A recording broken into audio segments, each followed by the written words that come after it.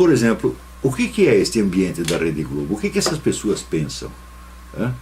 Como é que alguém faz para subir na vida dentro da Rede Globo? Para quantas pessoas tem que dar? Pouco importante se você é homem ou mulher. Existe algum romance que trata disso? Existe algum filme que trata disso? Fala, como? Não tem nenhum. E, no entanto, isto é um fator que decide a nossa realidade e o nosso imaginário está totalmente deslocado disso. O que é a vida, vamos dizer, nas redações de jornais? O que é a vida dentro da militância política? Qual é a troca de favores? Quem come quem? Quanto dinheiro o sujeito leva? Você não tem uma obra de ficção que retrate isto, meu Deus do céu. Então, é claro que, vamos dizer, a mentalidade das pessoas é formada, vamos dizer, pelo imaginário social. E o imaginário social é produzido pelos artistas, meu Deus do céu.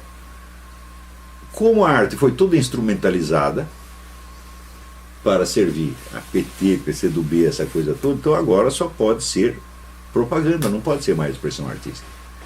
Não, você não pode mais ter o contato direto com a realidade e expressar, como dizia o Saul Bellow, as impressões autênticas. Resultado, você cria uma multidão de deformidades mentais, né, que não acaba mais. E essas deformidades mentais, elas podem ser úteis, né, dentro de certos projetos políticos.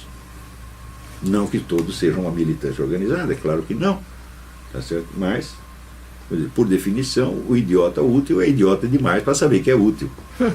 Tá certo? Então ele acredita piamente que ele está falando, ele está expressando sua opinião livremente. Por que ele acha que a sua opinião é livre? Porque ele não tem capacidade de rastrear a origem das suas ideias.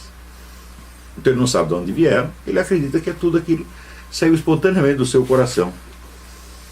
Não é isso?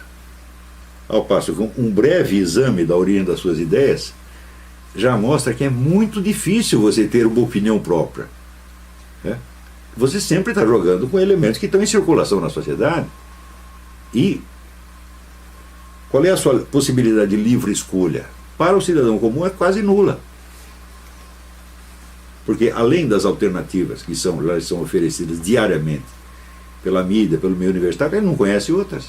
Então ele vai seguir essa que é o que tem e vai achar que aquilo é a expressão mais pura da sua liberdade individual. Então esta é a situação na qual nós estamos vivendo. Quando você lê, por exemplo, o romance de Graciliano Ramos,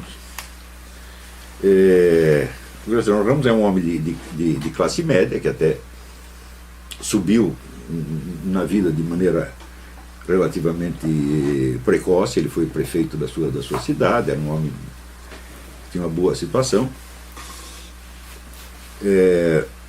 mas que se expressa na língua da luta de classes. Né? Mas que percebe também toda a ambiguidade da sua situação de classe média. E quando você pega, por exemplo, o grande romance dele, que para mim é São Bernardo.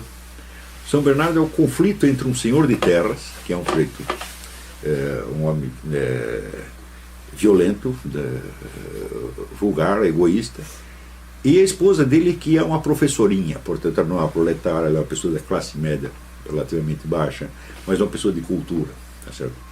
Então, o proprietário de terras ali aparece não como inimigo dos seus empregados, mas como inimigo da intelectual, que era a mulher dele, tá certo? Então, nesse sentido, você via que o intelectual, como um tipo marginalizado na sociedade, que não... Você sabe que a situação, vamos dizer, do escritor, do jornalista no Brasil sempre foi uma coisa precária. Então, naturalmente, ele se sentia aliado dos mais pobres, tá certo? E, como tal, ele expressava o seu drama na linguagem da luta de classes e da luta dos oprimidos. Até certo ponto, até aquela época, isso era muito autêntico, era muito verdadeiro, tá certo?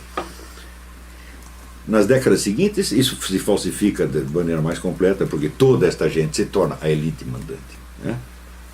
E continuam chorando como se fossem os coitadinhos. Então, isso significa que a literatura de esquerda no Brasil acabou, porque esta nova visão falseada, na qual, além de você dissolver o perfil das classes. Ainda entra outros elementos, como gaysismo, feminismo, abortismo, etc., que só pertencem à luta proletária de maneira metafórica e quase inconcebível, né?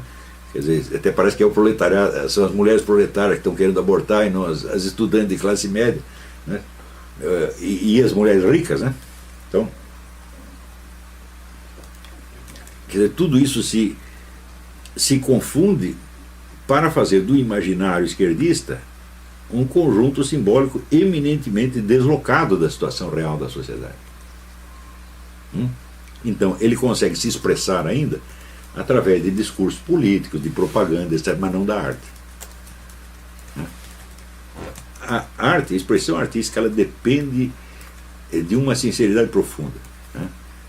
Claro que a sinceridade artística não é a mesma coisa que a sinceridade pessoal nas relações humanas, mas ela existe e ela é uma exigência fundamental da arte, aquilo que dizia o Saul Bellow, quer dizer, os artistas, os escritores, trabalham com impressões autênticas. Se eles vão pegar apenas um chavão político, acabou a representação artística. Você pode criar, vamos dizer, um discurso de propaganda, mas você não vai fazer um belo romance, um belo poema, acabou. Então a literatura de esquerda no Brasil acabou. Tá certo?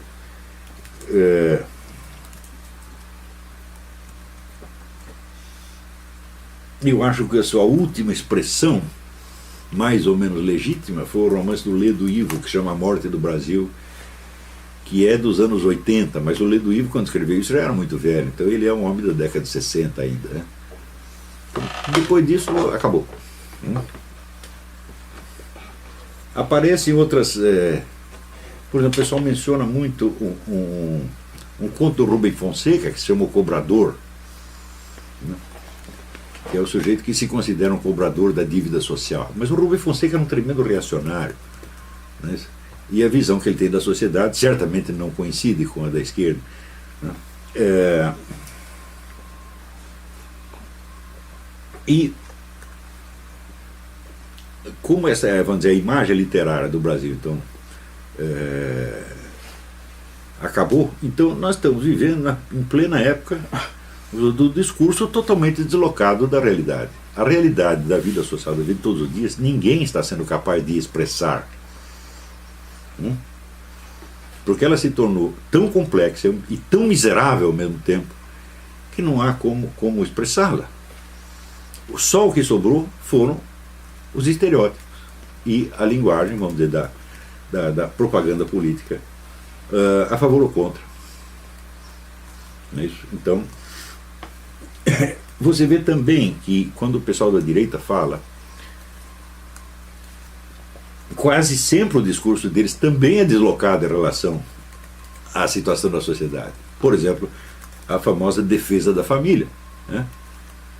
Eles estão defendendo a família como princípio, mas o processo no qual estamos envolvidos não é a destruição da família como um princípio, é a destruição da sua família, a preservação da família deles. Então é isso que ninguém fala. Olha, Lula e Lulinha. É uma transmissão patriarcal. É o poder de um que vai passando para o outro, pô. E vai ter o neto Lula, o mini Lulinha, e depois o mini micro Lulinha, e assim por diante, né? Vai ter casamento gay ali? Fala, de jeito nenhum. O casamento gay acaba com o poder do patriarcado, meu Deus do céu. Vai ter casamento gay na família dos outros. Então, a defesa da família como princípio é fazer buraco na água. É um discurso totalmente deslocado do que está acontecendo realmente. Não é isso? Agora, por exemplo,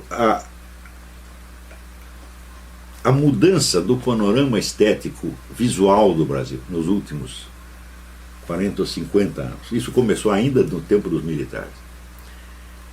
Ou seja, a destruição da beleza do Brasil. É curioso que os artistas deveriam ser sensíveis a isso, mas você não tem um único testemunho disso aí. Você pode procurar poemas, romances, filmes, ninguém mostra isso. E isso é a nossa vida de todos os dias, meu Deus do céu. Você experimenta, você pega uma foto de São Paulo nos anos 50, veja como era a cidade, veja como está hoje. É? A pessoa às vezes usa o termo favelização. Eu digo, eu não sei, porque a favela é mais bonita do que isso. Né? Na favela ninguém vai fazer pichação. Né? Você não tem grafiteiro nas favelas, por exemplo, fazer grafitar lá na cidade. E assim por diante.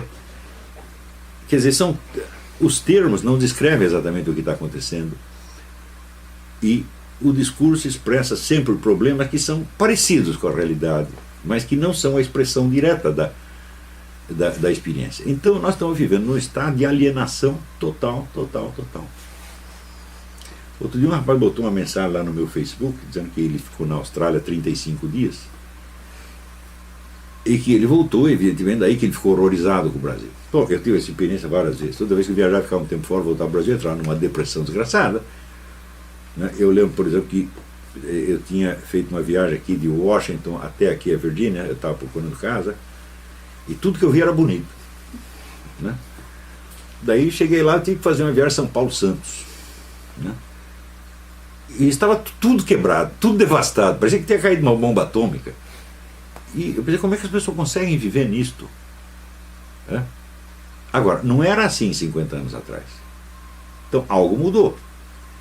Agora, como é possível que a literatura, o teatro, as novelas de televisão não reflitam isso em nada? Porque elas estão preocupadas apenas em repassar estereótipos de propaganda. Então, por exemplo, o problema gay, quando você vê a intensidade com que isso aparece na Globo, você tem a impressão que dos 200 milhões de brasileiros, 199 milhões são gays e estão desesperados porque ninguém os deixa fazer o que eles querem fazer. Tá certo? Então,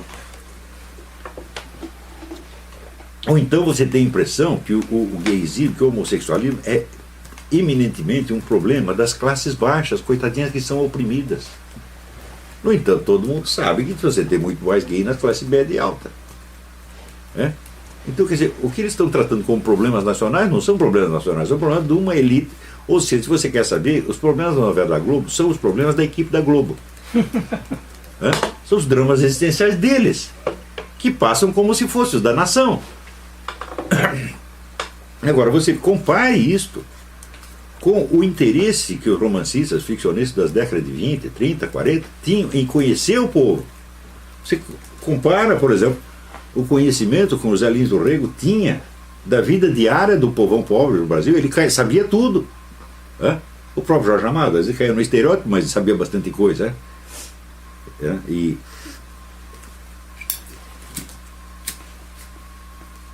muito do que tem na obra dele é descrição autêntica, é expressão autêntica da vida nacional.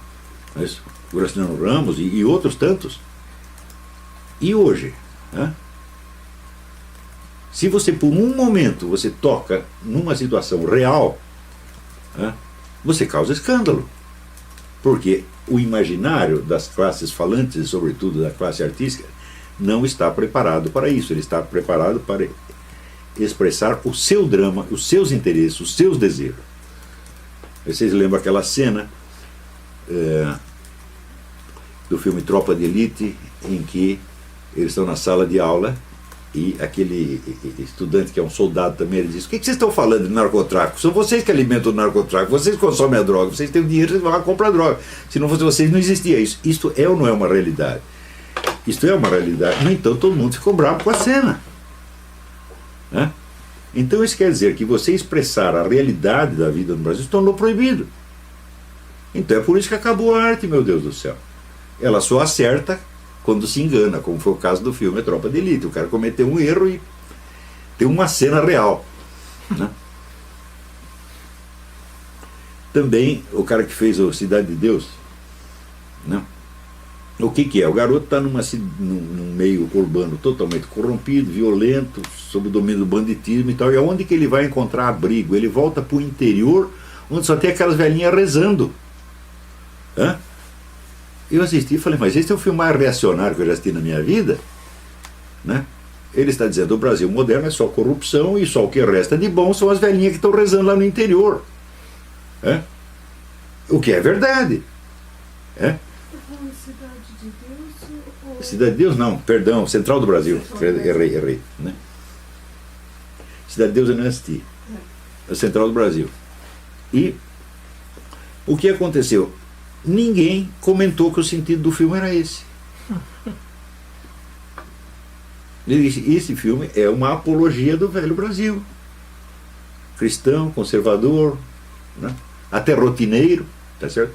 Onde as pessoas têm segurança, onde ninguém quer matar você, né? E eu não vi um comentário nesse sentido. Quer dizer, o indivíduo real, ele expressou uma realidade, isso existe mesmo. Nós sabemos que as coisas são assim, se é que este Brasil do interior ainda existe. Ele existia quando o cara fez o filme 20 anos atrás, né? Hoje eu não sei como é que está. Talvez a Rede Globo já tenha destruído tudo, tá certo?